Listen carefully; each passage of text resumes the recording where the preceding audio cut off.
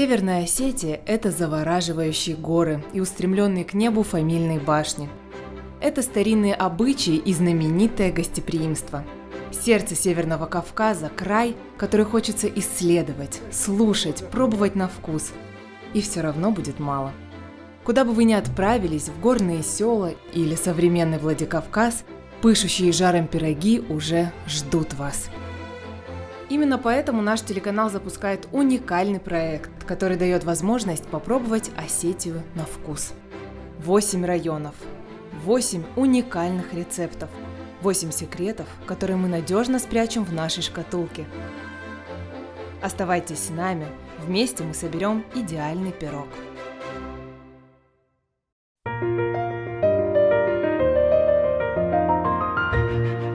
Если бы меня спросили, где находится сердце нашей республики, я бы без сомнения ответила в Ардонском районе.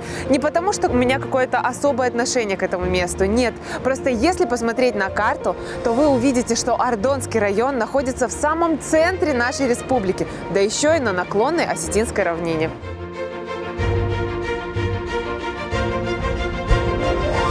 История Ардона начинается в 1824 году. Правда, тогда это был еще не город, а всего лишь казачий пост. Он возник, когда военно-грузинскую дорогу перенесли на левый берег Терека, приток которого – река Ардон. Ее именем, звучащим в переводе как «бешеная река», и назвали впоследствии возникшее селение. По соседству с самым крупным аулом Осетии Ардоном расположилась казачья станица, которая тоже со временем разрослась.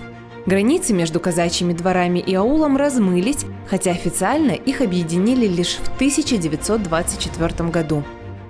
До революции сегодняшний Ардон был хорошо знаком каждому осетину, ведь именно здесь находилась Александровская миссионерская духовная семинария, считавшаяся колыбелью национальной интеллигенции. Статус города Ардон приобрел лишь в 1964 году. Когда я говорила, что Ардонский район – это сердце нашей республики, я не лукавила.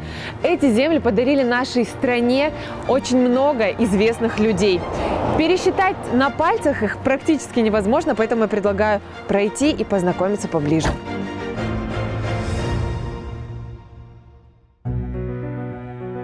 Этот музей на самом деле удивительный. При его небольшой площади здесь выставлено большое количество уникальных экспонатов, экспозиция, прославляющая осетинских матерей, сыновья которых ушли на фронт, а также автограф младшего сержанта Красной армии Мелитона Кантария, который установил на крыше Рейхстага Знамя Победы. Сокровище музея – театральный костюм Отелло, за роль которого уроженец Ардона, народный артист СССР Владимир Тхапсаев получил государственную премию имени Константина Станиславского. Актер гастролировал по Советскому Союзу, Европе и Африке, входил в союз кинематографистов, играл в пьесах на русском и осетинском языках. А во Владикавказе имя Владимира Тхапсаева носит Академический театр. Рядом с фотографией Тхапсаева висит портрет другого прославленного народного артиста из Ардона Николая Саламова. Он сыграл более 200 ролей и создал значительную часть репертуара Академического театра во Владикавказе. 2 его пьесы идут в театре до сих пор. В Ардоне не найдется человека, кто не знал бы имени Бориса Хаджиумаровича Кулаева. Советский боец вольного стиля, он был одним из самых сильных представителей этого вида спорта весовой категории до 87 килограммов. На первый взгляд кажется, что этот район ничем особым не знаменит. О нем мало информации в путеводителях, и ему нечем похвастаться. Но это не так. Невозможно приехать в Ардонский район и не посетить эту уникальную достопримечательность. Не смогли и мы проехать мимо. Речь идет об огромном дубе. Его возраст насчитывает более 2 столетий. Дуб-великан – одно из старейших и крупных деревьев нашей флоры и охраняется не только государством, но и самим народом. Для местных жителей дуб всегда был особенным. Это дерево посвящено древнему божеству Аларды, чей культ издавна распространен во многих осетинских селениях. Люди говорят, тут святое место, само дерево намоленное. К нему приходят за исцелением от болезней и обращаются с просьбами. Мы также прибыли в Ардон с просьбой. только не к дереву, а к одной из жительниц этого района. Интересно, с какой? Подсказка кроется в названии нашей программы. Конечно же, я хочу узнать особенность приготовления остинских пирогов в Ардонском районе. И для этого мы отправляемся еще в одно мини-путешествие. Ага, мох на этой стороне, значит, север там. Я двигаюсь в правильном направлении.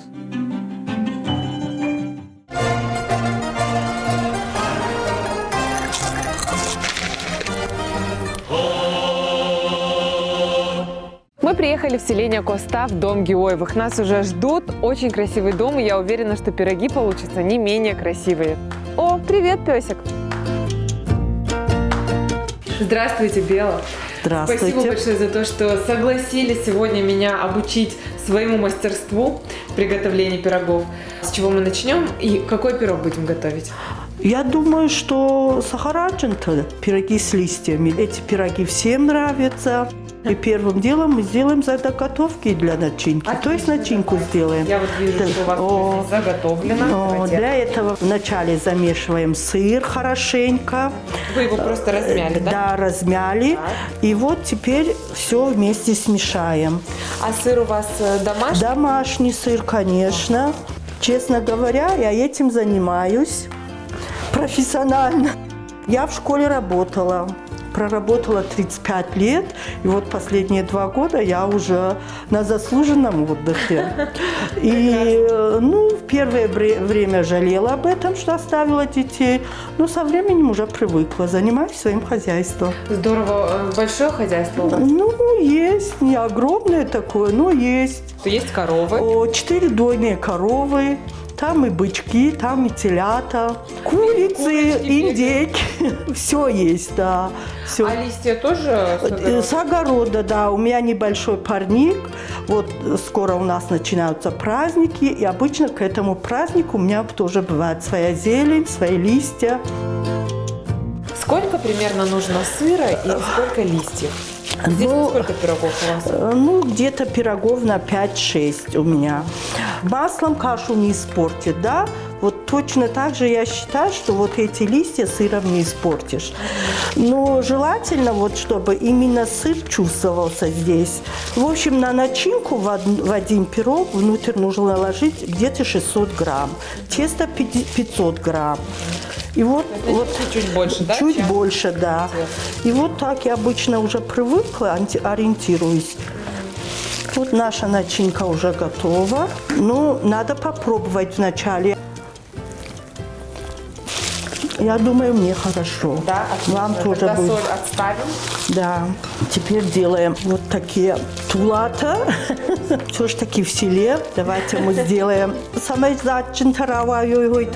Какие должны быть шарики по сравнению с тестом? Вот вы как Чуть больше. рассчитываете? Больше, чем Да. шарик теста? Да, вот мы пока 3 сделаем, а потом дальше посмотрим. Хорошо.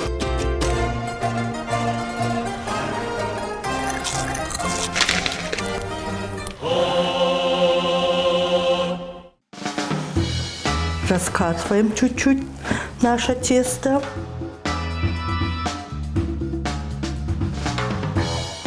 Вот так. И аккуратно собираем. Я буду смотреть, как вы собираете. Вы знаете, я убедилась за все программы, что каждая хозяйка собирает по-своему. Мне казалось, что есть только один способ, но нет.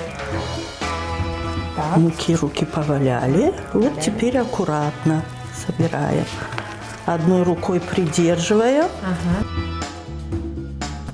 Вот так, да. Мукой чуть-чуть присыпаем. Вот и переворачиваем. Переворачивайте. Да. Я осталось перевернуть так, чтобы он прилетел. Сейчас осторожно. У меня не без казусов. Ничего страшного. Вот так. И вот Вы так. спасли мой пирог. Как вы думаете, в чем секрет приготовления хорошего остинского вкусного пирога? Если честно, то любая хозяйка это должна делать с душой. Если от души этот человек делает, то я не знаю, то пироги тоже получаются очень Вот вкусные. мы сейчас и проверим, кто больше от души Старался. Кто больше души вложил в приготовление? О, какой красивый у вас получается. Уже с дырочкой. Ничего, эту дырочку сделать надо все равно. Вот сейчас мы понесем пирог и начнем печь. Давай ты понесешь пока свой пирог. О. Ну что, и все? О. Ложим на сковородку аккуратно. Давай, не бойся. Как не бояться? О, ничего, нормально. Вот, все, красивый, отличный пирог получился. Посередине делаем дырку. Она уже есть, да. И отправляем в духовку. Нет, мы подержим пока вот здесь. Так, интересно, почему? Ну, чтобы снизу чуть-чуть поджарился пирог. Здорово. Так еще вкуснее будет. Очень вкусно. После чего отправляем в духовку. Мы поменяем местами наши сковородки. Вот так. С первого раза пирог у тебя отличный получился. Прилежная ученица. Спасибо.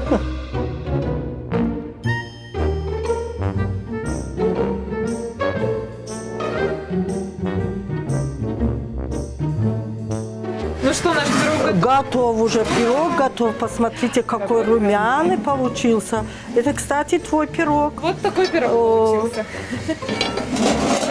Поменяем местами теперь их. Какой ароматный пирог получился. Пирог готов. Мажем вначале Так, а это какое масло? топленое масло, домашнее. Опять хочу Тоже похвастаться. Из вашего хозяйства, да? Да. Ну, вот теперь прикладываем свой пирог.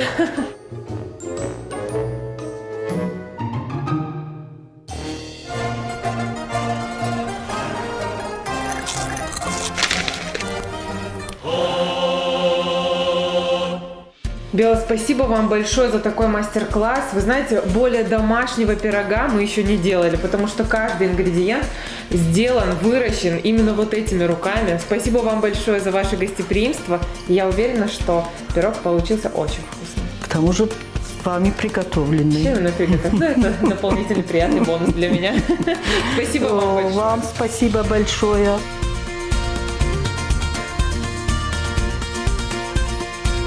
Благодаря еще одному району моя шкатулка полна секретов. И несмотря на уличную прохладу, спасибо Ардонскому району за теплый прием. До скорого!